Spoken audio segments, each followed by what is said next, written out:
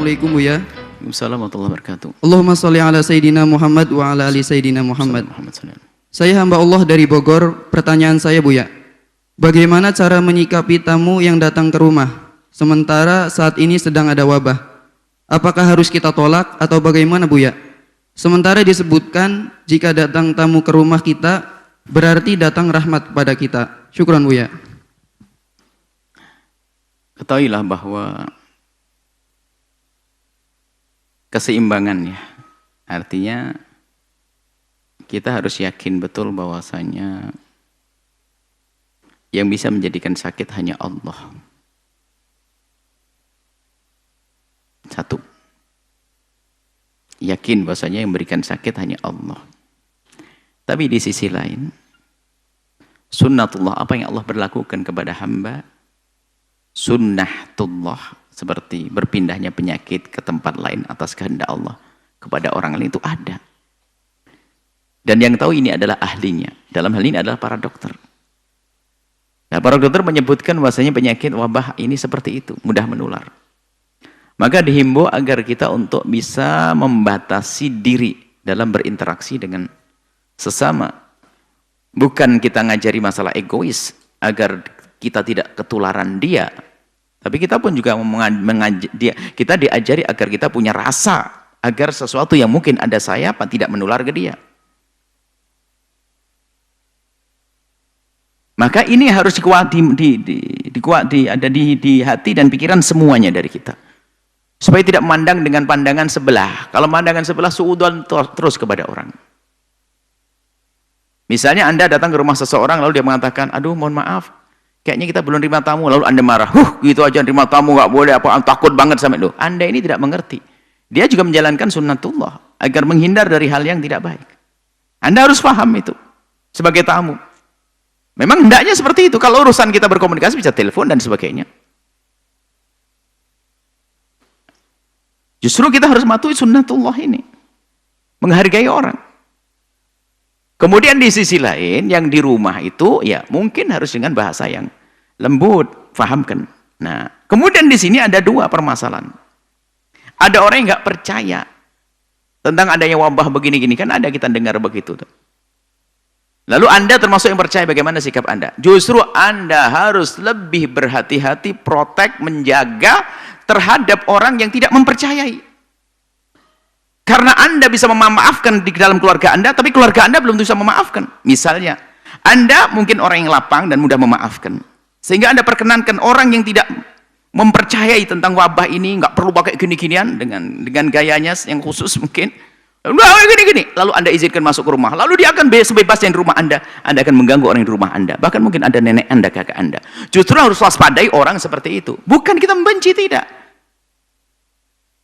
Makanya Anda pun kalau Anda ke rumahnya orang yang dia tergolong orang yang kurang mempercayai masalah ini, Anda mungkin harus jaga diri. Bukan masalah kebencian, nggak ada. Nggak ada. Karena semua menjaga. Karena apa? Bukan urusannya ego. Mungkin Anda orang yang sehat karena Anda mungkin secara olahraga, iya makan Anda benar sebagainya. Tapi Anda khawatir membawa sesuatu dari orang tersebut ke rumah Anda. Di rumah Anda ada ibunda Anda yang sudah sepuh, kakek Anda, nenek Anda sudah sepuh, atau mungkin orang-orang yang di rumah lemah fisiknya. Maka seperti ini. Maka justru kami himbau agar lebih berhati-hati kepada orang yang mengentengkan masalah ini. Biarpun tetap kita menghargai, dia tidak percaya suka-suka. Tapi Anda harus waspada, Anda menjaga. Ya bagi Anda yang percaya. Cuma terlalu berlebihan artinya sampai kayak nggak biasa dengan bahasa yang bagus dan sebagainya. Dan kami himbau bagi Anda yang tidak percaya. Kepercayaan kan di hati seseorang. Nggak perlu Anda memaksakan orang lain menjadi tidak percaya seperti Anda. Seperti hanya yang percaya sudahlah, Anda membatasi diri Anda sendiri. Yang tidak percaya bukan berarti harus Anda caci dan olok, enggak juga. Cuman maksudnya yuk saling menghargai, karena ini urusan rasa pada akhirnya. Ada orang sholat di masjid sudah diatur dengan cara rapi, semuanya pakai masker semuanya ini. Ada orang sok banget gaya tawakal, enggak apa-apa gini-gini, malah ganggu semuanya, menjadi tidak khusyuk sholatnya. Lah ini kan nggak benar orang ini, patuhi dengan cara yang ada di masjid dong. Kalau masalah dia tidak percaya, urusan dia.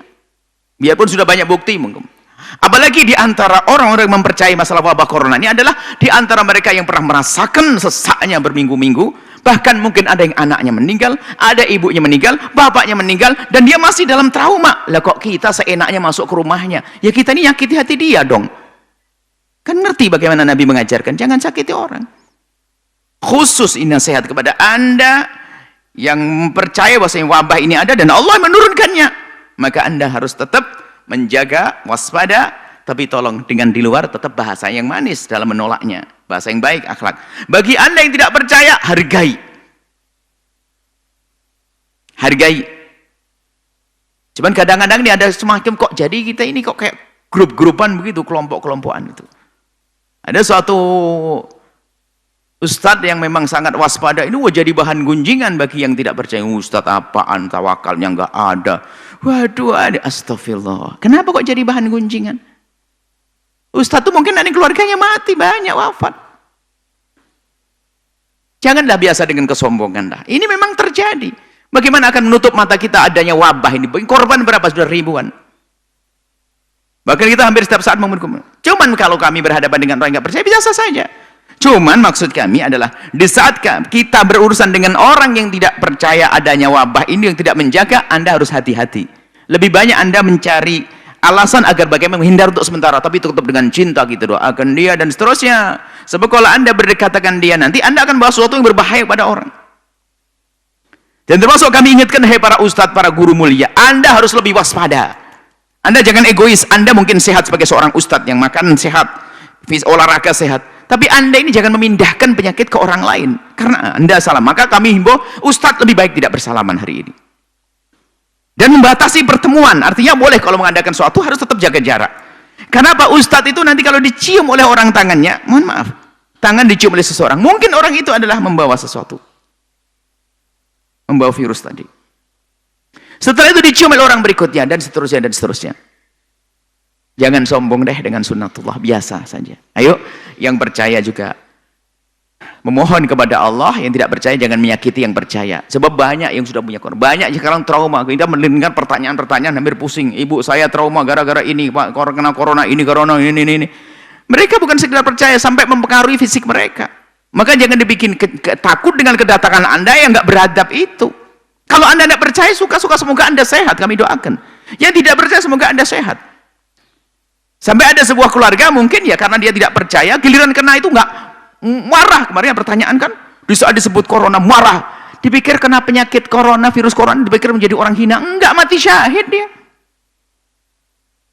Sampai ditutupi, sembunyikan, jangan bilang begini nih. Di saat salah satu keluarganya menyebarkan, dimusuhi. Ini pertanyaan yang lalu kan ada. Masa penyakit yang harus menjadikan kita saling mencintai kok menjadi saling permusuhan? Siapa yang menjadikan sebab permusuhan? Yaitu orang yang tidak menghargai orang yang percaya. Kalau saya datang kepada seseorang ternyata dia nggak mau salaman, jangan sama. Oh, saya bangga, senang, dia menghargai. Kalau saya tiba-tiba mau ke rumahnya seorang, dilarang masuk ke rumahnya, mohon maaf kita ingin, oh saya bangga kok. Itu kenapa dia menghargai orang lain itu loh. Menghargai orang lain, iman kepada Allah dan Rasulnya gimana? Kan Nabi mengajarkan, jangan kau bikin gelisah hati orang, jangan kau bikin sakiti hati orang, jangan kau bikin susah orang. Itu Nabi ajarkan. Dengan perilaku kita yang seolah-olah kita tawakal dan sebagainya, menjaga hati orang sakit, memang itu Nabi ajarkan begitu. Nah gitu. Anda yang tidak percaya dengan corona dan sebagainya, cukuplah, ingat. Mereka itu bukan sekedar tidak percaya, mereka mengalami. Kalau Anda ingin tahu berapa banyak orang yang mengalami, dan kami ketemu dengan mereka, mengalami mereka.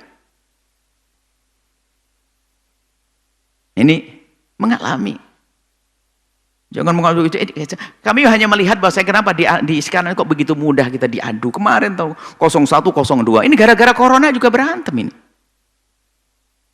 Sampai ada orang datang ke sebuah tempat, ustadz di kampung, ustadznya dimusuhi gara-gara ustadznya sangat menjaga. Ustadznya itu sangat menjaga rakyatnya, umatnya.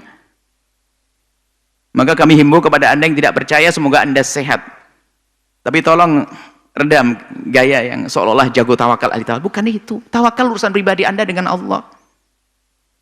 Dan banyak di antara yang sudah dekat dengan kami mengatakan, ya Allah, tobat. Saya kemarin tidak percaya, saya sekarang percaya. Karena dia kena sendiri.